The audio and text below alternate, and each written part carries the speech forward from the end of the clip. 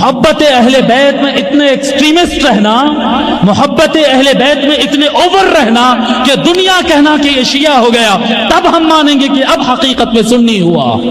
बाज ने क्या खूब कहा, बाज ने क्या खूब कहा कि वो जो लिखा हुआ उनके हाथों में था वो लिखा हुआ कुरान है और मौला अली बोलता कुरान है। मौलाना सैयद सलमान हुसैनी नदवी एक ऐसी शख्सियत है जो एक इल्म का समंदर है। हामिदों व मुसल्लियों व मुसल्लिमा, ये मौलाना हबीब अहमद हुसैनी साहब हैं, शायद बरेलवी मकतब फ़िक्र से ताल्लुक़ रखते हैं। मौलाना सलमान नदवी ने सहाबा के ख़िलाफ़ ख़ास तौर पर हज़रत मुआविया रज़ियल्लाहु अन्हु के ख़िलाफ़ जो मुग़ल्लज़ात बकी हैं, जिस पर मुल्क भर के उलमा इकराम ने इल्मी एतबार से रद्द किया, तो ये हज़रत मौलाना सलमान नदवी का दिफ़ा करने के लिए आए हैं। शुरू में तो इन्होंने एतदाल और अदब के दायरे में रहकर इख्तिलाफ करना और नफरत नहीं करना, इन जैसे कुछ मीठे बोल बोले, लेकिन वीडियो खत्म होते होते रावजियत का झाग इनके भी मुंह से टपकने लगा। आप खुद सुने कि किस तरह अदब का दर्स दे रहे हैं और इख्तिलाफ के दौरान अदब को मलहूज रखने और नफरतों से बचने की तलकीन कर रहे हैं। मौलाना सैयद सलमान हुसैनी नदवी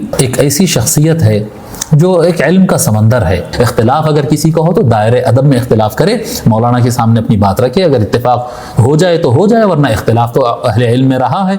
अब इनका अदब किस तरह काफूर हुआ, जरा ये भी देखिए। और जालिम था मुआविया, यानी एक बागी और तागी और तुलका में से जिसके इस्लाम को बचाने के लिए ऊँटा देना पड़ता था, जिसको पैसा ना मिले तो शायद वो इस्लाम से पलट जाए। तलीक इब्न तलीक है, वो तलीक है, उसका बाप तलीक है जी। अहलुल बैत और सहाबा जिसको बागी और तागी कहते थे, और कोई इजमा नहीं है।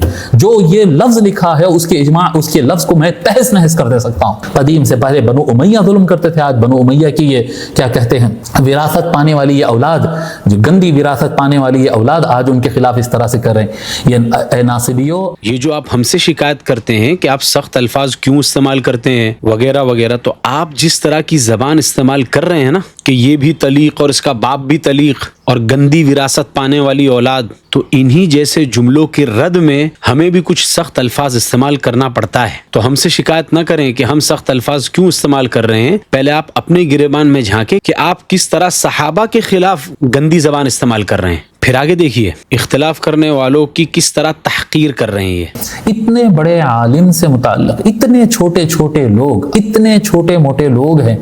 बाज तो ऐसे हैं जिनकी इबारतें तक ठीक नहीं है, उनको अरबी ठीक से नहीं आती है, उनको बयान ठीक से नहीं आता बस, और उनको कोई पहचानता नहीं, बस बयान दे दो। इख्तिलाफ करने वालों को इस तरह उंगली का इशारा करके कि ये छोटे छोटे लोग जिन्हें इबारत भी सही पढ़ना नहीं आता, ये मौलाना सलमान नदवी के खिलाफ वीडियो बना रहे हैं। और ये जो आपने कहा कि बनु उमैया की गंदी विरासत पाने वाले लोग, फिर कहा ए नासबियों, ये है आपका एकेडमिक अंदाज इख्तिलाफ करने का। भाई अदबुल इख्तिलाफ हमें कतअन आपसे सीखने की जरूरत नहीं है, खास तौर पर आप जैसे लोगों से जो सहाबा को गालियां देते हैं और उन पर लान तान करते हैं। यानी आप आयरनी तो देखिए कि उम्मत का सबसे क्रीम तबका, खैरुल कुरूनी करनी वाला तबका यानी सहाबा, उनसे जब आप लोग इख्तिलाफ करते हैं तो उनको गालियां देते हैं, उन पर लान तान करते हैं, और यहाँ बैठकर हमें अदबुल इख्तिलाफ का दर्स दे रहे हैं आप। Irony just died 1000 deaths. फिर देखो सलमान नदवी की किस तरह तारीफ कर रहे हैं। एक ऐसी शख्सियत है जो एक इल्म का समंदर है। उनके मौलाना सलमान साहब जैसी इल्मी शख्सियत जो इतना अजीम तबहुर रखते हैं इल्म के अंदर, अरबी ज़बान पर और तफसीर में और हदीस में और फ़िक़्ह में और उसूल में और इन तमाम मज़ामीन के अंदर वो इतना बड़ा हाथ रखते हैं अपना। और यानी ये कहना चाह रहे हैं चूंकि सलमान नदवी साहब इल्म का समंदर हैं, बहुत मुतबहिर आलिम हैं, मुफस्सिर हैं, मुहद्दिस हैं और हदीस पढ़ाते हैं, इसलिए इनको मट्टों को गोया के इम्कान खता ही को आउटरूल कर दिया। अब मौलाना सलमान नदवी के इल्मी तबहुर का थोड़ा सा दीदार भी करिए आप। अब ये खबीस झूठे मक्कार फ्राडी मौलवी कहते हो कातिब वही था, वही तो नाजिल होना ही बंद हो गई थी, वही की तो कोई आयत बाकी थी ही नहीं जिसको उसके लिखने की जरूरत पड़ती। सुभान अल्लाह, कह रहे हैं कि फतह मक्का के बाद कुरान नाजिल ही नहीं हुआ, सारा कुरान फतह मक्का से पहले नाजिल हो चुका था। सूरह तौबा पूरी की पूरी, सूरह माइदा का अक्सर हिस्सा, सूरह नस्र, इसके अलावा कुरान की और बहुत सी आयतें जिसमें अल-यौम अकमलतु लकुम भी शामिल है, ये सारा का सारा फतह मक्का के बाद नाजिल हुआ है। भाई ये तो इनका इल्मी तबहुर है। लेकिन मौलाना सलमान नदवी ने जब देखा कि मुझसे बहुत बड़ी भोंडी गलती हो गई और ब्लंडर हो गया और इस गलती को तो मदारिस के तलबा भी पकड़ लेंगे, इसलिए फौरन दूसरा वीडियो बनाकर रुजू कर लिया कि नहीं नहीं, फतह मक्का के बाद भी कुरान नाजिल हुआ था। तो अब ये मौलाना हबीब अहमद हुसैनी जैसे लोग कहेंगे कि भाई जब मौलाना सलमान नदवी ने रुजू कर लिया तो आप उन्हें क्यों टोक रहे हो। तो हम اس لیے ٹوک رہے ہیں کہ آپ جو پہلے ان کو علمی سمندر کہہ رہے تھے اور متبحر اور محدث اور مفسر کہہ کر مولانا سلمان ندوی سے غلطی کے امکان ہی کو آپ ختم کر رہے تھے، تو ہم اس لیے ٹوک رہے ہیں تاکہ آپ کو پتا چلے کہ انہوں نے جو غلطی کی ہے اور اس کے بعد جو رجوع کیا ہے، اس سے آپ سمجھ لیں کہ مولانا سلمان ندوی سے بھی علمی غلطیاں ہو سکتی ہیں۔ اس لیے یہ دہائی نہ دے کہ بہت بڑے عالم ہے اور علم کا سمندر ہے اور متبحر ہے، مفسر ہیں، محدث ہیں اور فلاں ہیں اور فلاں ہیں۔ پھر سنیے، یعنی ایک ایسی شخصیت ہے جن کے پاس میں سمجھتا ہوں جن کے ہزارہا شاگرد ہیں جو باضابطہ ان کے پاس علم حاصل کیے، اور لاکھوں افراد ہیں جو ان سے آن لائن یا جلسوں میں اور مختلف مقامات پر ان سے علم حاصل کیے، استفادہ کیے۔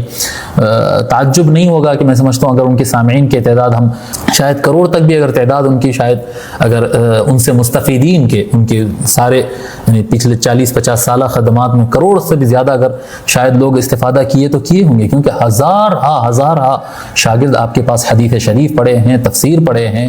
یہ بھی عجیب استدلال ہے، کثرت تلامذہ سے حقانیت پر استدلال کر رہے ہیں، یعنی جس کے بہت زیادہ شاگرد ہوں وہ کبھی غلط ہو ہی نہیں سکتا، علمی غلطی اور علمی دھوکہ اس کو لگ ہی نہیں سکتا۔ بھائی جس طرح مولانا سلمان ندوی کے شاگردوں کی تعداد آپ 1 کروڑ بتا رہے ہیں، اس طرح غلام احمد قادیانی کے بھی اتنے ہی شاگرد ہوں گے، بلکہ اس کے مستفیدین تو آج بھی موجود ہیں اور کروڑوں سے بھی زیادہ ہیں۔ تو کثرت مستفیدین سے حقانیت کو ثابت نہ کریں آپ۔ اب آگے ان کا تضاد بھی دیکھیے، اتنے بڑے عالم سے متعلق اتنے چھوٹے لوگ، اتنے چھوٹے موٹے لوگ ہیں، بعض تو ایسے ہیں جن کی عبارتیں تک ٹھیک نہیں ہیں، ان کو عربی ٹھیک سے نہیں آتی ہے، ان کو بیان ٹھیک سے نہیں آتا بس، اور ان کو کوئی پہچانتا نہیں، بس بیان دے دو۔ کہہ رہے ہیں کہ چھوٹے لوگ جن کو عبارت پڑھنا نہیں آتی اتنے بڑے عالم کو جواب دے رہے ہیں، یعنی ان چھوٹوں کے پاس علمی پختگی تو ہے نہیں، جبکہ مولانا سلمان ندوی علم کا سمندر ہے ان کے نزدیک، تو ان چھوٹوں کی بات کا کیا اعتبار؟ اب اس سے تو آپ کو یہی سمجھ میں آئے گا نا کہ اگر بڑے علماء ٹوکیں گے تو یہ ان کی بات کو مان لیں گے، لیکن آگے سنیے ان کی بات۔ چلو یہ چھوٹے موٹے لوگ تو اب تک کرتے آ رہے تھے، وہ چلتا ہے، چھوٹے لوگ تو کرتے ہیں، لیکن بڑے علماء دیوبند کے اور ندوہ کے کئی ایسے علماء جن کے یعنی کافی ان کا نام ہے، ان کا مقام ہے، ایسے افراد بھی بڑے علماء جو بیانات دیے ہیں، وہ بیانات میں سن کر مجھے یہ ڈیسائیڈ کرنا پڑا کہ نہیں مجھے بھی شاید کچھ بولنا پڑے گا، ورنہ مظلوم کے ساتھ کھڑے کیوں نہ ہوئے، اس لیے اللہ تعالیٰ کے سامنے شاید جواب دینا پڑے گا اگر یہ میں نہیں کروں گا تو۔ یعنی چھوٹوں کو بھی نہیں ماننا ہے کیونکہ یہ چھوٹے ہیں، اور جو بڑے علماء کہہ رہے ہیں ان کی بات بھی نہیں ماننا ہے۔ تو مطلب کہنا کیا چاہ رہے ہیں آپ؟ جب آپ کو بڑوں کی بھی نہیں ماننا ہے تو چھوٹے علماء کی تحقیر کیوں کی کہ یہ چھوٹے علماء جن کو عبارت پڑھنا بھی نہیں آتا؟ آپ کو تو بڑوں سے بھی اتفاق نہیں ہے، تو چھوٹوں کا ذکر کرنے کا مطلب ہی کیا تھا؟ ڈائریکٹ بڑے علماء ہی کی بات رکھتے۔ پھر عجیب بات ہے کہ آگے کہہ رہے ہیں کہ مولانا سلمان ندوی کے خلاف میں نے بھی رد کیا ہے۔ میں ان کے مقام پر خطاب کرتے ہوئے خطاب کے دوران، حالانکہ وہ مجھ سے اتنے بڑے ہیں، میرے والد کے بھائی، میرے چچا جیسے ہوتے ہیں عمر کے اعتبار سے اور علم کے اعتبار سے، عمر کے اعتبار سے، اور میں ان کے سامنے بچہ، ان کے بچوں کی عمر کا، خطاب کے دوران بھرے مجمع میں کہہ رہا ہوں کہ میں مولانا کے اس بات سے میں اتفاق نہیں کرتا، ان سے اختلاف رکھتا ہوں، اور میں اپنے دلائل پر دلائل دیتے جا رہا ہوں۔ مولانا کا خطاب ہوا تھا، وہ اپنا کچھ موقف رکھے تھے اور جو کہ مجھے ٹھیک نہیں لگا، تو میں اپنے خطاب میں ان کے بیان کا رد کر رہا ہوں، پورے ادب و اخلاق کے ساتھ، بدتمیزی کے ساتھ نہیں، ادب و اخلاق سے، ان کے مقام پر، انہی کے مجمع کے درمیان، ان کے افراد، ان کا مجمع، اور ان سے میں اختلاف کر رہا ہوں اور اسٹیج پہ میں ان کو رد کیا ہوں۔ اب آپ انصاف سے فیصلہ کرو کہ ایک نو عمر عالم کسی بڑے عالم کے یہاں جائے جو عالم اس کے باپ کی عمر کا ہے، اور انہی کی مجلس میں انہی کے لوگوں کے درمیان ان سے اختلاف کرے اور اس پر دلائل دے اور ان پر رد کرے بھرے مجمع میں، بتاؤ یہ بے مروتی ہے یا نہیں؟ آپ کہو گے ارے یہ بے مروتی تھوڑی ہے، یہ تو حق گوئی ہے۔ اچھا، یعنی تم اپنے باپ کی عمر کے عالم سے اختلاف کرو اور دلائل دو تو یہ حق گوئی ہے، اور دوسرے علماء جب اسی عالم کے خلاف رد کریں اور دلائل دیں تو یہ بدتمیزی ہے، تو ڈبل سٹینڈرڈ ہے۔ دورنگی چھوڑ یک رنگ ہو جا، سراسر موم یا پھر سنگ ہو جا۔ پھر آگے سنیے۔ اور خطاب جب مکمل کیا تو میں مولانا سے پھر عرض کیا کہ مولانا میرا اپنا موقف الگ تھا، اس لیے میں بیان کر دیا، اگر آپ کو تکلیف ہوئی تو میں معافی چاہتا ہوں۔ تو مولانا کا کہن الفاظ یہ تھے کہ مولانا سلمان صاحب کہتے ہیں کہ بیٹے اگر مجھے اپنا موقف رکھنے کا حق حاصل ہے تو آپ کو بھی اپنا موقف رکھنے کا مکمل حق حاصل ہے۔ یعنی مولانا سلمان ندوی کو بھی اپنا موقف رکھنے کا حق حاصل ہے اور ان کو بھی اپنا موقف رکھنے کا حق حاصل ہے، بس اسلام یہیں پر مکمل ہو گیا، دوسرے کسی عالم کو اپنے موقف رکھنے کا حق حاصل ہی نہیں ہے۔ باقی سارے دنیا کے علماء بیوقوف ہے اور وہ اس لائق نہیں ہے کہ وہ اپنا موقف رکھ سکے۔ پھر آگے سنیے۔ اب آپ دیکھیے، آپ ایک ایسی شخصیت جو علمی اختلاف کو کبھی برائی کی نظر سے یا نفرت کی نظر سے نہیں دیکھتے. اور جب ان کا یہ جملہ آیا تو میرے دل میں ان کے لیے مقام اور محبت اور اضافہ ہو گئی کہ اتنا منفتح المزاج، اتنے کھلے ذہن رکھنے والے. کہہ رہے ہیں کہ مولانا سلمان ندوی کتنے منفتح المزاج ہیں، اختلاف کے باوجود کسی سے نفرت نہیں کرتے. زیادہ نہیں، بس یہ کلپ دیکھ لیجئے مولانا سلمان ندوی کا، منفتح المزاجی کھل کر سامنے آئے گی آپ کے. نہ مانے، ڈھیٹ ہو، بدماش ہو، ضدی ہو، شیطان اس کا استاد ہو، وہ ابلیس کا شاگرد ہو، تو اس کا کوئی علاج نہیں ہے، وہ اللہ ہی علاج کرے گا. لیکن ایک بھیڑ ہے جس کو گمراہ کر دیا گیا ہے، پاگلوں کی بھیڑ، مجنونوں کی بھیڑ، منافقوں کی بھیڑ ہے. اس بھیڑ میں کوئی مومن پھنس جائے تو اس پر ٹوٹ پڑتے ہیں. ارے شیطانوں کے مجموعے اور ابلیس کے جتنے بھی تعلق رکھنے والے اس کے شاگرد اور اس کے چیلے چپاٹے ہیں. اب یہ خبیث، جھوٹے، مکار، فراڈی مولوی کہتے ہو کاتب وحی تھا، وہی تو نازل ہونا ہی بند ہو گئی. جو فضیلت کی حدیثیں نقل کرتے ہیں وہ اتنے لپاڑی، اتنے جھوٹے، اتنے مکار، اتنے خبیث لوگ ہیں جن کی خباثت کی کوئی انتہا نہیں. خدا کی قسم وہ اپنی جہنم تیار کر رہے ہیں اور وہ اپنی برزخ میں فرشتوں کی مار کے انتظار میں ہے، جب فرشتے ان کو کوڑے بھی ماریں گے، ہتھوڑے بھی ماریں گے اور کہیں گے تو قاتل کا ساتھ دے رہا تھا، بدماش ہو، مجرم اور خبیث. تو اس کے دفاع میں بے شرم و بے حیا شیطان کی اولاد لگا ہوا ہے، اپنی جہنم بھڑکا رہا ہے. یہ تعویلیں کریں گے وہ جہنمی ہے، مجرم ہے، خبیث ہے، بدماش. جو اپنے کو اہل سنت کہتے ہیں، سنت کے قاتل، نبی کے قاتل، نبی کے صرف گستاخ نہیں، نبی کا کلیجہ پھاڑنے والے، سینہ چھلنی کرنے والے، وہ فراڈی اہل سنت جو ناصبی ہی صرف نہیں ہے، بڑے مجرم، قاتل، جہنمی ہیں. کوئی ملا نہیں کہتا، کوئی مفتی نہیں کہتا. تو وہ مفتی جو اس سے ہٹ کر بات کرے، وہ ملا جو اس سے ہٹ کر بات کرے، وہ بھی یاد رکھو کہ وہ ابلیس کا شاگرد اور شیطان کی اولاد ہے.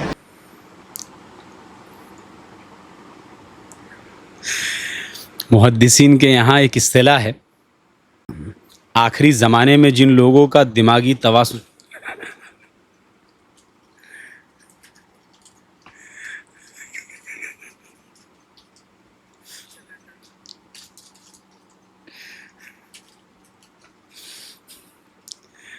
اب ان کو کیا کہا جائے، بس یہی کہا جا سکتا ہے کہ محدثین کے یہاں جو اصطلاح ہے نا، آخری زمانے میں جن لوگوں کا دماغی توازن بگڑ جاتا تھا تو محدثین ان کے بارے میں کہتے تھے تغیر بأخرتن.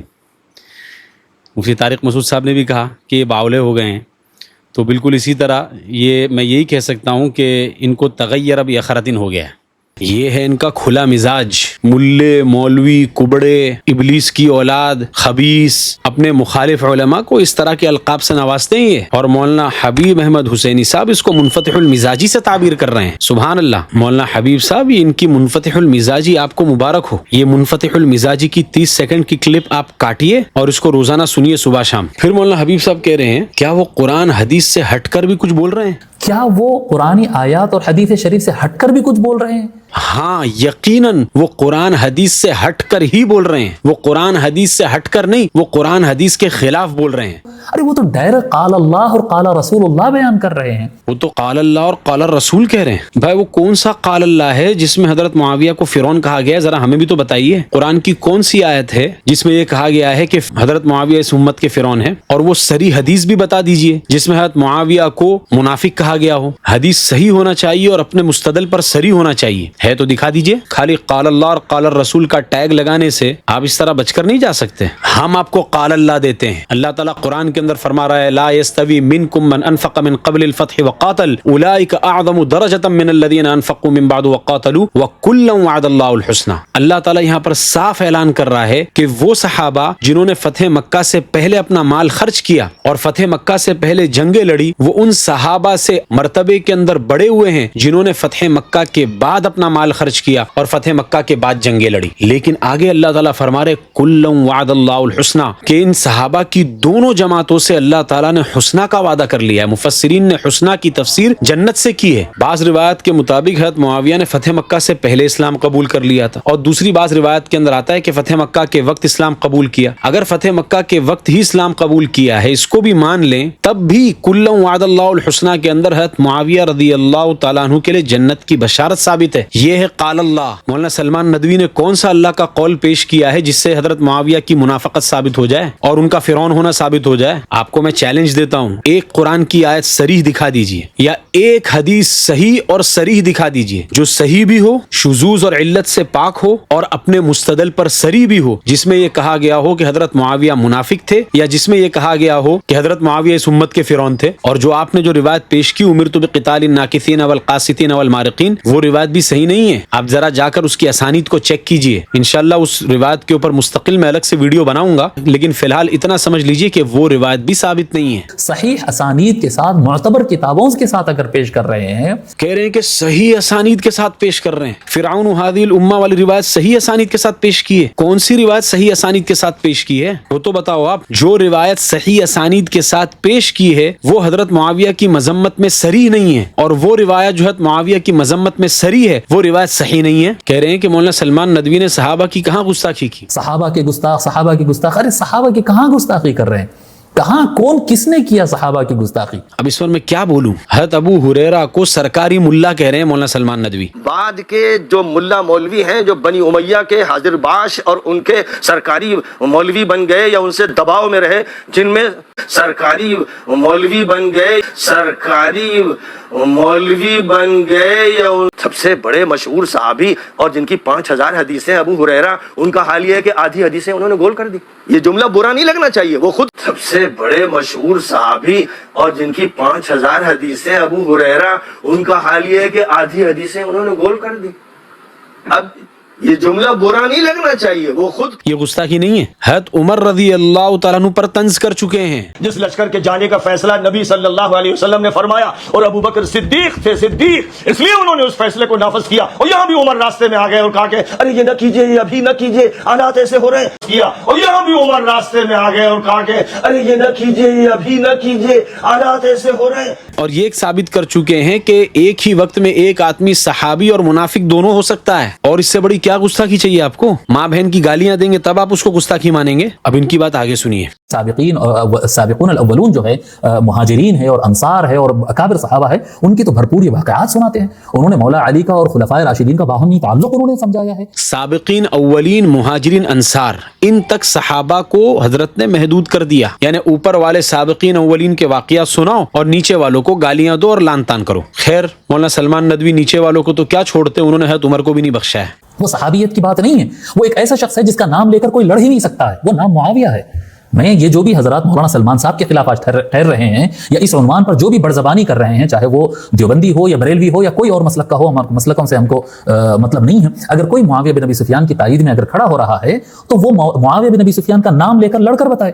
نہیں کر سکے گا. وہ کہہ رہے ہیں کہ حضرت معاویہ کی ذات کا دفاع ان کا نام لے کر تم کر ہی نہیں سکتے. صحابیت کا پردہ ڈال کر تم کو دفاع کرنا پڑتا ہے. تو ذرا یہ تو بتاؤ کہ صحابیت، نفس صحابیت کیا کوئی فضیلت نہیں ہے؟ صحابی رسول ہونا کیا یہ فضیلت کے لیے کافی نہیں ہے؟ اس کے علاوہ حضرت امام بخاری نے حضرت ابن عباس کا قول نقل کیا ہے کہ وہ حضرت معاویہ کو فقی کہہ رہے ہیں، انہو فقی. کیا فقاہت کوئی فضیلت نہیں ہے؟ پھر بخاری کے اندر سمندری لشکر کی جو فضیلت آئی ہے، کیا اس میں حضرت معاویہ داخل نہیں ہے؟ کیا وہ فضیلت کے لیے کافی نہیں ہے؟ اگر وہ سارے فضائل نہ بھی ہوتے نا تو ہمارے نزدیک نفس صحابیت خود ایک فضیلت ہے. ظاہر سی بات ہے آپ کے نزدیک نہیں ہے، رافضیت ہے، تو صحابیت فضیلت کہاں سے ہوگی؟ پھر آگے سنیے کس طرح لان تان کر رہے ہیں. جس کے باپ ظالم، جس کی ماں ظالم، جس کا خاندان ظالم معاویہ بن ابی سفیان کا، اور اس کی اولاد ظالم، اور وہ سر سے پیر تک، شروع سے لے کر ختم تک ظالم ہے. اگر معاویہ کو انہوں نے ظالم کہا تو یہ تو حدیث کے الفاظ ہیں، امرت ان اقاتل الناکثین والمارقین، امرت ان اقاتل الناکثین والقاسطین والمارقین. الناکثین اصحاب جمل ہے اور مارقین تو خوارج ہے. اور یہ قاسطین کون ہیں؟ قاسطین الظالمین کون ہیں؟ یہ اصحاب صفین. حدیث شریف سے ان کا قاسطین ہونا ثابت ہے. اور قاسطین کیا ہے؟ واما القاسطون فكانوا لجهنم حطبا. استغفر اللہ. امرت بقتال الناکثین والقاسطین والمارقین والی روایت کو صغرا بنایا اور اما القاسطون فكانوا لجهنم حطبا کو کبرا بنایا. یہ استدلال ہے. یہ مولانا سعد صاحب بھی اسی طرح کا استدلال کرتے ہیں. بھائی صغرا کو تو ثابت کر دو پہلے، بعد میں اس کے ساتھ میں کبرا جوڑنا. ہم تو یہ کہتے ہیں کہ آپ کا صغرا ہی ثابت نہیں ہے، جس کی مفصل تحقیق انشاءاللہ آئندہ کی ویڈیو میں آ رہی ہے. کہہ رہے ہیں کہ اگر وہ معاویہ کو ظالم کہہ رہے ہیں اور قرآن قرآن سے ہٹ کر کہہ رہے ہیں. ظالم کہہ رہے ہیں اگر وہ کوئی لفظ معاویہ بن ابی سفیان کو کہہ رہے ہیں اور وہ قرآن اور سنت سے ہٹ کر ہے. ہاں قرآن اور سنت سے ہٹ کر ہے یہ. ہاں قرآن اور سنت سے ہٹ کر مولانا سلمان ندوی بات کر رہے ہیں. پھر آگے سنیے. اگر وہ تمام چیزوں سے ثابت نہیں ہو رہا ہے تب آپ کہو کہ سلمان صاحب آپ نے غلط کیا ہے.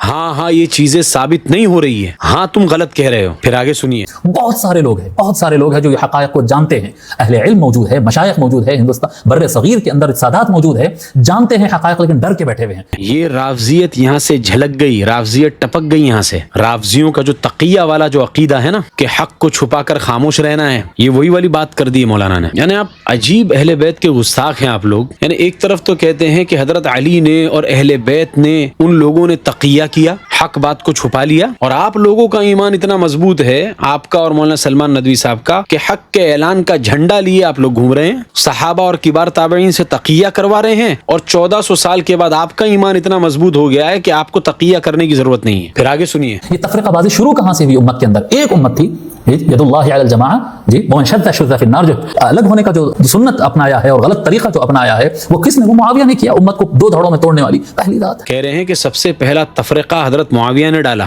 حضرت معاویہ کے خلاف جو جنگ صفین ہوئی ہے وہ تو بعد میں ہوئی ہے, پہلے تو جنگ جمل ہوئی ہے جس میں حضرت علی رضی اللہ تعالیٰ کے خلاف حضرت عائشہ, حضرت طلحہ اور حضرت زبیر بن عوام جیسے لوگ تھے. تو اب اصحاب جمل کو بھی گالیاں دو گے؟ حضرت عائشہ رضی اللہ عنہا اور حضرت طلحہ اور حضرت زبیر بن عوام کے اوپر بھی لان تان کرو گے؟ نہیں, یہاں پر آپ لان تان نہیں کرو گے. کیا ہوا؟ حق گوئی کہاں چلے گئی؟ حق گوئی ختم, حق گوئی کافور ہو گئی. اس کا مطلب جو شیعہ ہیں وہ حق گوئی میں آپ لوگوں سے اعلیٰ ہیں, کیونکہ وہ تو جب حق گوئی پر آتے ہیں تو حضرت عائشہ کو بھی گالیاں دیتے ہیں, حضرت طلحہ کو بھی دیتے ہیں, حضرت زبیر بن عوام کو بھی دیتے ہیں, وہ تو حضرت عمر حضرت ابوبکر کو بھی نہیں چھوڑتے. لیکن آپ کی حق گوئی کو یہاں پر آ کر بریک لگ جاتا ہے. پھر آگے سنیے. یاد رکھو معاویہ ظالم ہے, مولا علی مظلوم ہے, بنو امیہ ظالم ہے اور بنو ہاشم مظلوم ہے, رسول اللہ کا گھرانہ اہل البیت مظلوم ہے, اکابر صحابہ کرام مظلوم ہیں, مخلصین رسول اکرم صلی اللہ علیہ وآلہ وسلم کے جانبدار صحابہ کرام جو مولا علی علیہ السلام کے ساتھ تھے اور ہر وقت اہل البیت کے وفادار رہے, یہ مظلوم تھے. کہہ رہے معاویہ ظالم اور مولا علی مظلوم تھے, بنو امیہ ظالم اور بنو ہاشم مظلوم تھے. اب ان سے میں یہ سوال پوچھتا ہوں, کیا حضرت عثمان رضی اللہ تعالیٰ عنہ مظلوم نہیں تھے؟ ان کو جس طریقے سے شہید کیا گیا, آپ بڑے منصف ہونے کا دعویٰ کرتے ہو تو حضرت عثمان کی شہادت کو اس ایکویشن سے کیوں باہر نکال دیتے ہو؟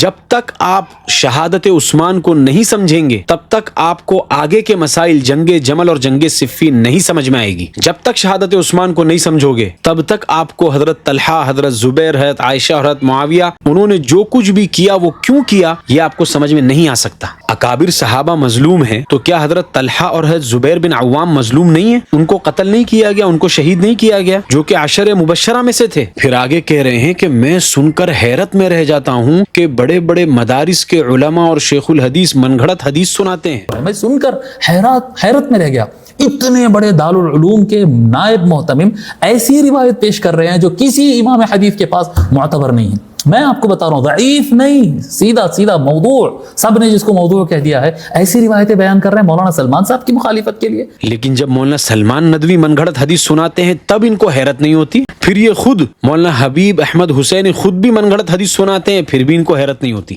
پنج تن کے ساتھ اگر ہو جاؤ تو حضور صلی اللہ علیہ وآلہ وسلم فرما رہے سارا میدان محشر جب اللہ کو حساب دیتے ہوگا, علی, فاطمہ, حسن و حسین ایک بڑا دسترخوان بچھوا کر میدان محشر میں قیامت کے دن کھانا کھائیں گے اور ان کے چاہنے والے اس دسترخوان پہ کھانا کھائیں گے.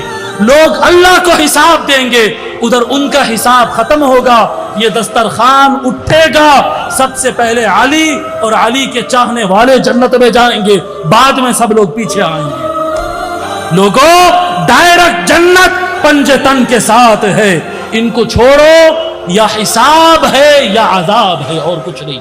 ہاں مولانا حبیب صاحب, یہ جو آپ نے حدیث ابھی بیان کی ہے یہ کون سے محدث نے کس کتاب کے اندر بیان کی ہے, ذرا اس کا بھی حوالہ دے دیں, اور من گھڑت ہے تو ذرا حیرت کا بھی اظہار کر دیں ایک شارٹ کلپ بنا کر. پھر آگے کہتے ہیں کہ ائمہ حدیث نے جن کو موضوع قرار دیا ہے ایسی روایتیں بیان کرتے ہیں, یعنی اپنے ہی اصول کو توڑ دیا. پہلے کہا تھا کہ مولانا سلمان ندوی تو قال الرسول کہہ رہے ہیں, اور جب قال الرسول کہا جائے تو ائمہ کی بات کو نہیں دیکھا جاتا، عسقلانی، قسطلانی اور سخاوی وغیرہ ان کے اقوال کو نہیں دیکھا جاتا. اور وہ قال رسول اللہ کہتے رہیں گے، تم کہیں گے کہ وہ ہیثمی نے کہا، عسقلانی نے کہا، سخاوی نے کہا، فلاں ندوی نے کہا، فلاں دیوبندی نے کہا. یہ بات چلنے والی نہیں ہے. قال اللہ اور قال رسول اللہ کے مقابل میں یہ باتیں نہیں لائی جاتی ہے. لیکن جب دوسرے علماء قال الرسول کہہ کر بیان کریں گے تو اب کہہ رہے ہیں کہ ائمہ نے جن کو موضوع قرار دیا ہے وہ روایت بیان کرتے ہو. ضعیف اسانید کے بالکل ایسے، یعنی ضعیف تو ضعیف، موضوع جس پر سارے ائمہ نے لکھ دیا ہے، موضوع بڑے بڑے علماء، بڑے بڑے دارالعلوم کے محتمم اور نائب محتمم اور اس لیول کے لوگ ایسے روایتیں بیان کر رہے ہیں جو سارے ائمہ حدیث کے پاس موضوع ہے. بھائی قال الرسول کے آگے ائمہ کا کلام کیوں پیش کر رہے ہو؟ ابھی تو آپ نے اصول بیان کیا تھا کہ قال الرسول کے آگے ائمہ کا کلام پیش نہیں کیا جاتا. یعنی مولانا سلمان ندوی من گھڑت حدیث کو بھی قال الرسول کر کے بیان کر دیں تو ہم اس کو چیک نہیں کر سکتے. کیوں؟ کیونکہ قال الرسول کہہ دیا، اور ہم جب قال الرسول کہیں گے تو اب ائمہ کا کلام یہ چیک کر کے لائیں گے. تمہارا اصول کہاں چلے گیا کہ ہیثمی، قسطلانی، عسقلانی اور سخاوی کے قول کو نہیں دیکھا جائے گا قال الرسول کے سامنے، کہ پھر یہ آگے کہہ رہے ہیں کہ مولانا سلمان ندوی کی مخالفت میں تم اہل بیت کی مخالفت کر رہے ہو. ارے مولانا سلمان صاحب کی مخالفت کے لیے تم کس کے خلاف جا رہے ہو جی؟ جن کے بارے میں حضور صلی اللہ علیہ وسلم فرمائے قرآن اور اہل بیت ان کو تھامے رہو جی، ان کو ہمیشہ تھامے رہو. اگر ان کو تھامے رہو گے تو نہیں گمراہ ہوگے. ان سے اختلاف کر رہے ہو. ہم اہل بیت کی ہرگز مخالفت نہیں کر رہے ہیں، اور آپ صلی اللہ علیہ وسلم نے جو دو بھاری چیزیں چھوڑی تھی نا، ہم اسی کی اتباع کر رہے ہیں. ہم قرآن کی بھی اتباع کر رہے ہیں، اہل بیت کی بھی اتباع کر رہے ہیں. اور آپ قرآن کی بھی مخالفت کر رہے ہیں اور اہل بیت کی بھی مخالفت کر رہے ہیں. قرآن کی اتباع ہم کیسے کر رہے ہیں؟ کلم وعد اللہ الحسنہ کے ذریعے سے ہم حضرت معاویہ کو جنتی مانتے. آپ نہیں مانتے تو آپ قرآن کی اتباع نہیں کر رہے ہیں، ہم اتباع کر رہے ہیں. اور اہل بیت کی احادیث موجود ہے. حضرت علی سے پوچھا گیا کہ جنگ صفین میں جو لوگ قتل ہوں گے ان کا کیا ہوگا؟ حضرت علی نے کہا قتلانا و قتلاہم فی الجنہ، کہ ان کی جماعت میں سے جو قتل ہوں گے، ہماری جماعت میں سے جو قتل ہوں گے، سب جنت میں ہوں گے. حضرت علی تو ان کو فرعون هذه الامہ نہیں سمجھ رہے. حضرت عمار بن یاسر جنگ صفین کے اندر کہہ رہے ہیں لا تقولوا ذلک، کہ اہل شام کو کافر مت کہو. ہم تو ان ساری باتوں کے اندر اہل بیت کی اتباع کر رہے ہیں. آپ حضرت علی کے قول کے خلاف جا رہے ہو، اور مولانا سلمان ندوی حضرت علی کی بات نہیں مانتے، حضرت عمار بن یاسر کی بات نہیں مانتے. تو ثقلین کی اتباع ہم نے کی ہے، اہل السنت والجماعت نے، اور ثقلین کی مخالفت رافضیوں نے اور آپ جیسے کچھ نیم رافضیوں نے کی ہے. کہہ رہے ہیں کہ ان کو اونٹا نہ ملتے تو اسلام سے پلٹ جاتے. اور ظالم تھا معاویہ، یعنی ایک باغی اور طاغی اور طلقاء میں سے جس کے اسلام کو بچانے کے لیے اونٹا لینا پڑتا تھا، جس کو پیسہ نہ ملے تو شاید وہ اسلام سے پلٹ جائے. طلیق ابن طلیق ہے، وہ طلیق ہے، اس کا باپ طلیق ہے. تب تو سارے مؤلفۃ القلوب کے اوپر یہی حکم لگا دو نا. حضرت معاویہ کی کیا خصوصیت اس میں؟ سارے مؤلفۃ القلوب کے اوپر حکم لگا دو کہ جتنے مؤلفۃ القلوب ہے سب کے سب ایسے ہی ہیں. کیوں صحابی مان رہے ہو دوسرے مؤلفۃ القلوب کو؟ پھر آگے سنیے. ایسی شخصیت کی تم طرفداری کر رہے ہو، اہل البیت جیسے مظلومین کے مخالفت میں تم آ رہے ہو. یاد رکھو کہ اللہ کے سامنے جا کر کھڑے ہو کر کیا کرو گے؟ حضرت معاویہ اور حضرت علی کے درمیان ہم حضرت معاویہ کی طرفداری نہیں کرتے. جب حضرت معاویہ اور حضرت علی کی بات ہوگی تو ہم یقیناً حضرت علی رضی اللہ تعالیٰ عنہ کو حق پر مانتے ہیں اور حضرت معاویہ رضی اللہ تعالیٰ عنہ کو خطا پر مانتے ہیں. لیکن حضرت معاویہ اور آپ جیسے لوگوں کے درمیان ہم حضرت معاویہ کی طرفداری کرتے ہیں. حضرت علی اور حضرت معاویہ کے درمیان ہم حضرت معاویہ کی طرفداری نہیں کرتے. آپ جیسے لوگوں اور حضرت معاویہ کے درمیان ہم حضرت معاویہ کی طرفداری کرتے ہیں. ظالمین کی طرفداری آپ نے کی ہے، اور وہ ظالمین کون ہیں؟ وہ رافضی ظالمین ہیں، وہ ظالمین رافضی ہیں، اور آپ رافضیوں کی طرفداری کر رہے ہیں. پھر آگے سنیے. حضرت عمر بن خطاب رضی اللہ تعالیٰ عنہ جس کے بارے میں فرمایا ان هذا الامر لا يصلح للطلقاء. حضرت عمر رضی اللہ تعالیٰ عنہ، تم کیا ہم کو رافضی کہتے ہیں؟ ہم حضرت عمر رضی اللہ تعالیٰ عنہ کا فیصلہ تم کو سنا رہے، تم سمجھتے نہیں جی کہ ان هذا الامر لا يصلح للطلقاء، کہ یہ مسلمانوں کی حکمرانی کا اور حکومت کو پکڑنے کا جو مسئلہ ہے، یہ مسئلہ طلقاء کے لیے نہیں ہوتا. اگر حضرت عمر نے یہ فرما دیا تھا تو پھر حضرت ابو سفیان کے بیٹے اور حضرت معاویہ کے بھائی یزید بن ابی سفیان کو شام کا گورنر کیوں بنایا؟ اور ان کے بعد طاعون امواس میں جب ان کا انتقال ہو گیا تو ان کے بھائی حضرت معاویہ بن ابی سفیان کو حضرت عمر ہی نے شام کے کچھ علاقوں کا گورنر کیوں بنایا؟ یعنی حضرت عمر کے قول کو دکھاتے ہو اور حضرت عمر کے فعل کو چھپاتے ہو، آدھا دکھاتے ہو آدھا چھپاتے ہو. حضرت عمر کے قول کا مطلب اگر وہی تھا جو تم بتا رہے ہو تو حضرت عمر کے اس فعل کی تعویل کر کے دکھا دو. اللہ تعالی ہم سب کو حق پہچاننے کی توفیق عطا فرمائے اور صحابہ کے دفاع کی ہم کو توفیق عطا فرمائے، اور اونچ نیچ سے بچ کر بیچ کا درمیانی راستہ اور اعتدال والے راستے پر چلنے کی ہم سب کو توفیق عطا فرمائے. ھذا وصلی اللہ علیہ وسلم.